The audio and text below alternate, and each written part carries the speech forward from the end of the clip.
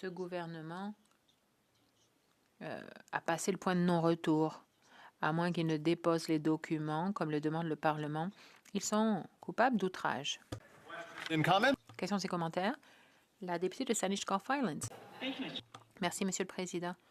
Ma collègue de Renfrew-Nipissing-Pembroke a dit une chose sur laquelle j'aimerais revenir. Elle a dit que les députés d'arrière-ban libéraux n'avaient pas pris les mesures nécessaires pour remplacer le Premier ministre. J'aimerais attirer l'attention sur un projet de loi d'initiative parlementaire du député de Wellington-Halton Hills qui avait prévu des changements à la loi sur le Parlement. Et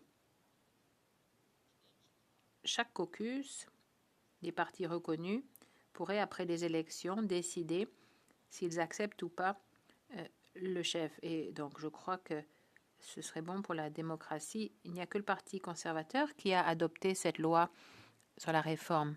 C'est ce qui permet aux conservateurs d'être conformes aux pratiques de toutes les autres démocraties du système Westminster. Le caucus peut choisir de renvoyer son chef, tout comme les conservateurs au Royaume-Uni ont renvoyé Margaret Thatcher, le remplacé par John Major.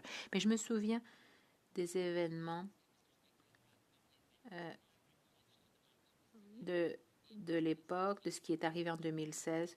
C'est pas que le Premier ministre a essayé de nuire à la démocratie, c'était les députés de l'opposition qui ont empêché les leaders d'arriver jusqu'au président. Notre ancien collègue Jeff Dregan a décidé qu'on n'avait pas besoin d'attendre avant de commencer à lire la question. Merci, Monsieur le Président. La députée de Renfrew-Nipissing-Pembroke. Merci, Monsieur le Président. Écoutez, ça dépend de la perspective de chacun. Où est-ce qu'on était assis à ce moment-là?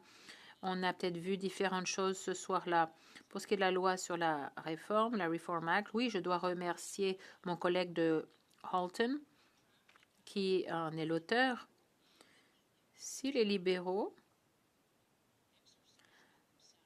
s'étaient dotés de cette mesure, c'est-à-dire que si personne ne pouvait contrôler quoi que ce soit et faire de l'intimidation, eh bien, ils verraient,